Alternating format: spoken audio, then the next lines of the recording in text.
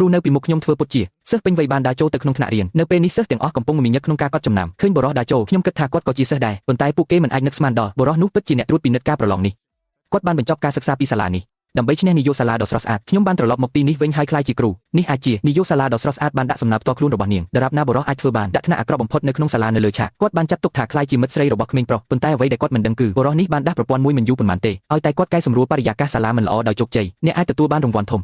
ដោយមិនស្ទាក់ស្ទើរខ្ញុំបានយល់ព្រមតាមសំណើរបស់នាយកសាលាដ៏ស្រស់ស្អាតប៉ុន្តែនាយកសាលាដ៏ស្រស់ស្អាតនៅតែមិនជឿយ៉ាងណាមិញមុនពេលក្មេងប្រុសគ្រូបង្រៀនរាប់រយនាក់ត្រូវបានបណ្តេញចេញដោយកំហឹងដូច្នេះហើយខ្ញុំបានរៀបចំទុកឲ្យក្មេងប្រុសនោះសិនសាកល្បងធ្វើជាអ្នកត្រួតពិនិត្យសម្រាប់ការប្រឡងប្រចាំខែនេះនោះហើយជាមូលហេតុដែលបុរសនោះជ្រើសរើសធ្វើពុតជាសិស្សបានដើរចូលទៅក្នុងថ្នាក់រៀន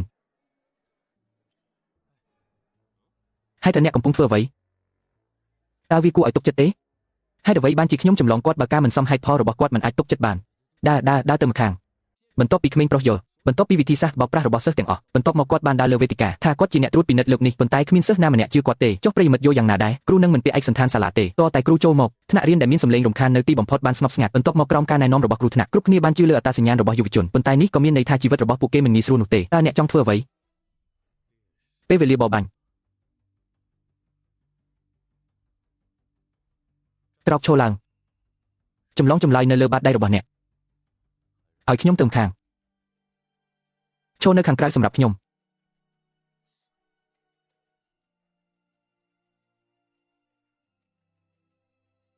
មិត្តរួមថ្នាក់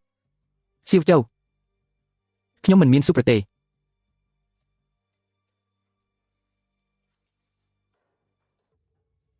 ចេញទៅហើយឈរ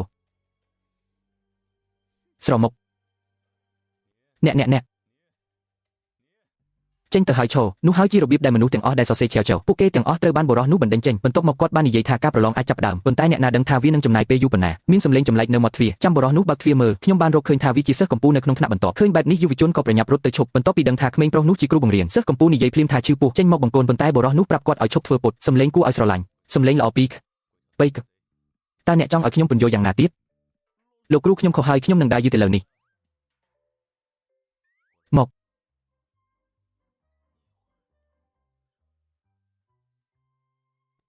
យល់ទេវាមិនមែនថាខ្ញុំមិនអាចក្បត់បងប្អូនរបស់ខ្ញុំទេដូច្នេះកុំបន្ទោសគ្រូថាឆ្លើយ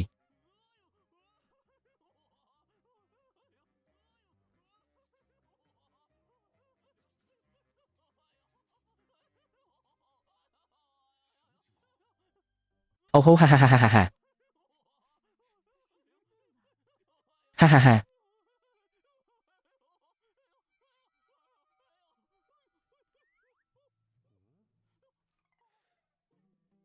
វាចម្លែកដែលខ្ញុំបានជ្រើសរើសសម្រាប់សំណួរនេះហេតុអ្វីបានជាអ្នកថតជ្រើសរើសអូមិនអីទេបរិះថតថ្មី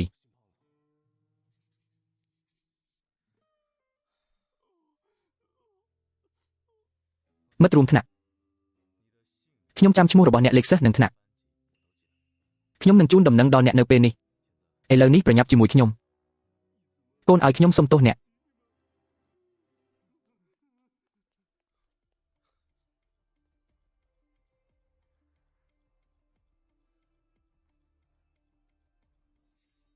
ក្រុមនិស្សិតនេះខ្ញុំចង់រៀនរាល់ថ្ងៃមានបណ្ដាញរុករកជាច្រើនថ្ងៃនេះខ្ញុំត្រូវបង្រៀនអ្នកនៅមេរៀនម្ដងទៀតលោកគ្រូលីងតើអ្នកមានឯកសារធ្វើតេស្តទេខ្ញុំរមាស់ក្នុងការសរសេរ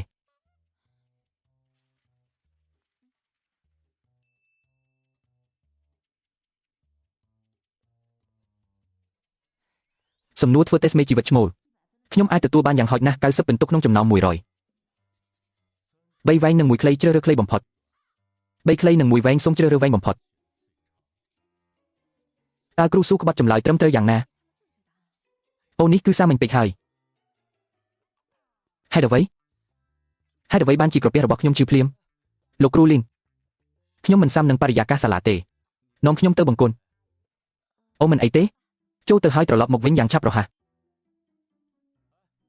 ហេអ្នកធ្វើសំណួរដោយស្មោះត្រង់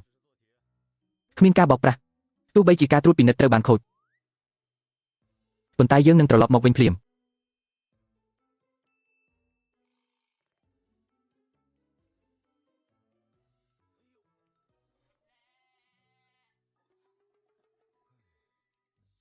លោកគ្រូស៊ូអ្នកហើយអ្នកគ្រាន់តែនិយាយថាការឃ្លាំមើលត្រូវបានខូច ការខ្លំមើលមិនខូចតតែសោះជាការពិតណាស់យើងត្រូវស៊ើបអង្កេតថាតើគេបោកឬអត់លោកគ្រូលេនបានយកទូរស័ព្ទដៃរបស់គាត់យ៉ាងលឿនដើម្បីពិនិត្យមើលការខ្លំមើលព្រះគ្រូស៊ូតើអ្នកកំពុងអនុវត្តច្បាប់នេសាទទេហើយបើគេមើលឯកសារទេស្តរបស់យើងអ្នកប្រកាសជានឹងបរាជ័យលោកគ្រូលីងជាសិស្សអ្នកគួរតែមានការវិនិច្ឆ័យជាមូលដ្ឋានបំផុតលើចម្លើយអ្នកដែលសិក្សាបានល្អនឹងមិនចម្លងទេចុះអ្នកដែលស្ថិតក្នុងកម្រិតមធ្យមសិក្សាវិញដរាបណាអ្នកយល់ពីប្រភេទសំណួរអ្នកនឹងដឹងថាខ្ញុំបានដាក់អន្ទាក់វាមិនល្អសម្រាប់ការរៀនទេឲ្យតែគេហ៊ានចម្លងពួកគេនឹងទទួលបានមេរៀនដ៏អស្ចារ្យមួយក្នុងការចូលទៅក្នុងសង្គមលោកគ្រូលីងខ្ញុំបានមកសាលារបស់យើងជាមួយនឹងបេសកកម្មមួយក្នុងរយៈពេល1 ខែខ្ញុំចង់យកសិស្សដែលមានបញ្ហាទាំងអស់នេះទៅមន្ទីរពេទ្យដើម្បីកែឆ្អឹងការបង្កើតស្មារតីសាលាដ៏បរិសុទ្ធ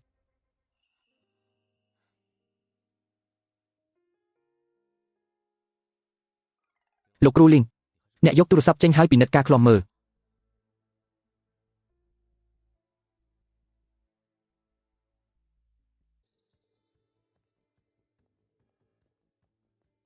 គ្រូថ្មីល្ងងណាស់អ្នកពិតជាជឿយើងខ្លាំងណាស់មកពិន្ទុពេញ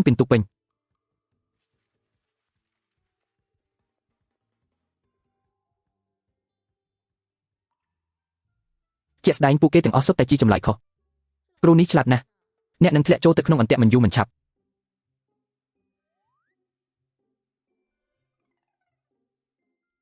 លោកគ្រូលីងយើងគួរតែត្រឡប់ទៅវិញមិនអីទេស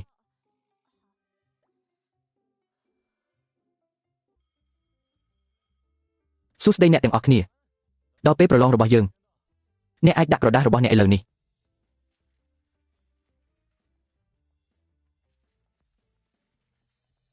ញឹមរងចាំលទ្ធផលចេញនៅប៉ុន្មានថ្ងៃទៀតអ្នកនឹងដឹងថាអ្វីដែលអាក្រក់នៅក្នុងពិភពលោកពេលវេលាមកដល់ពួកគេទាំងអស់នឹងត្រូវបានត្រួតពិនិត្យនិងការពារដោយខ្ញុំ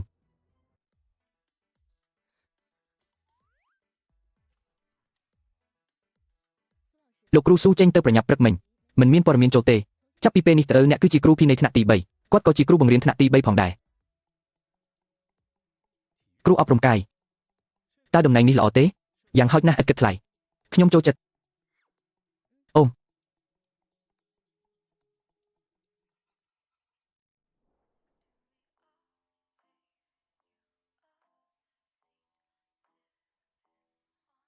លោកឈៀវសូមឲ្យខ្ញុំប្រាប់អ្នកគាត់មានការរំពឹងទុកខ្ពស់ចំពោះអ្នកក្នុងរយៈពេល5ថ្ងៃសាលាទាំងមូលត្រូវមានទូរស័ព្ទដៃ0 គ្រឿងជាពិសេសសៀវភៅ3ក្បាលត្រូវតែក្លាយជាថ្នាក់គំរូនៅក្នុងសាលាទាំងមូលហាហាល្អគ្រូអប់រំកាយជាគ្រូបង្រៀនថ្នាក់នេះជាលើកទី1ហើយដែលសាកលវិទ្យាល័យឡុងហួរបានបង្កើតយីហោសាលាវាហាក់ដូចជាគូដណ្ដឹងរបស់ខ្ញុំបដិញ្ញាថានឹងជែកគ្នាអំពីបញ្ហាទាំងនេះសិស្សខ្ញុំជាប្តីតើធ្វើដូចម្តេចទើបអាចទ្រាំមិនឲ្យខកចិត្តលោកគ្រូលីងតើអ្នកអាចឲ្យខ្ញុំខ្ចីវាក្នុងពេលសិក្សាល្ងាចរបស់អ្នកលោកគ្រូស៊ូមិនមែនជាគ្រូអប់រំកាយទេវាគឺជាសិស្សទាំងនេះដែលរៀននៅពេលល្ងាចពេលវេលាដ៏សំខាន់មួយដើម្បីពិនិត្យឡើងវិញនៅអ្វីដែលអ្នកបានរៀនក្នុងអំឡុងពេលថ្ងៃតើវាមិនស័ក្តិសមសម្រាប់ការហាត់ប្រាណមែនទេលោកគ្រូលីងអ្នកនៅតែល្ងងពេកតើលោកស៊ូចង់មានន័យយ៉ាងណាតើខ្ញុំខុសទេលោកគ្រូលីនអ្នកនិយាយត្រូវប៉ុន្តែម៉ោងសិក្សាល្ងាចនេះសិស្សមួយក្រុមនេះមិនអាចរៀនបានទេលោកគ្រូស៊ូហេតុអ្វីអ្នកប្រកាសម្លេះពួកគេគួរប្រើពេលដើម្បីពិនិត្យមើលប្រសិនបើពួកគេខ្សោយក្នុងការសិក្សាលោកគ្រូលីននោះហើយជារបៀបដែលខ្ញុំមកដល់ទីនេះខ្ញុំស្គាល់ពួកគេច្បាស់ជាងអ្នកណាទាំងអស់យប់នេះក្នុងថ្នាក់រៀនខ្លួនឯងខ្ញុំនឹងបង្ហាត់ពួកគេឲ្យបានល្អបរិះល្អអ្នកពិតជាល្អណាស់ចាត់ខ្ញុំដោយផ្ទាល់ទៅថ្នាក់ទី3ដែលជាថ្នាក់អាក្រក់បំផុតនៅក្នុងសាលា Longhua Academy នេះមានកេរ្តិ៍ឈ្មោះល្បីល្បាញដូចដែលអ្នកអាចស្រមៃបានរបៀបដែលអារក្សថ្នាក់អាក្រក់បំផុតនៅក្នុងសាលាគឺប៉ុន្តែសំណាងល្អខ្ញុំនៅទីនេះខ្ញុំទន្ទឹងរង់ចាំសិស្សចម្រុះទាំងនេះតើធ្វើដូចម្តេចដើម្បីរស់1 ខែនៅក្នុងដៃរបស់ខ្ញុំចូលយើងពិនិត្យមើលវាជាមួយគ្នាខ្ញុំនឿយហត់ណាស់ទើបខ្ញុំងុយគេងភ្លាមពេលត្រឡប់មកផ្ទះហើយអ្នកទេយើងមានថ្នាក់ថ្មីខ្ញុំមិនដឹងថាជើហ្វាយថ្មីយ៉ាងម៉េចទេហេតុអ្វីបានជាអ្នកយកចិត្តទុកដាក់ខ្លាំងដរាបណាវាមិនមែនដរាបណាយើងបញ្ជាទិញគ្រូគាត់មានស្រមោលពេកប្អូនស្រីរបស់ខ្ញុំគឺជាស្ដេចបោកប្រាស់នៃមហាវិទ្យាល័យឡុងហួនសត្វពស់នៅក្នុងដៃរបស់គាត់កាលពីម្សិលមិញខ្ញុំកំពុងប្រាប់អ្នកថាទូរស័ព្ទបំរុងទុករបស់អ្នកមានតម្លៃរាប់លានក្មេងប្រុសកុំឲ្យមានអ្វីកើតឡើងកុំបារម្ភខ្ញុំនឹងប្រាប់អ្នកជួអាជីពកើនឡើងជាប់លាប់ខ្ញុំបានបិទការសម្គាល់សម្លេងហើយបិទសម្លេងខ្ញុំមិនជឿថាគាត់អាចចាប់ខ្ញុំបានទេ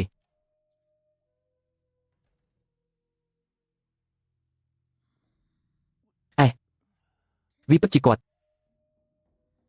បបចិត្តទី3របស់ខ្ញុំសុខសប្បាយជាទេនៅតែជារសជាតិយូរវ័យ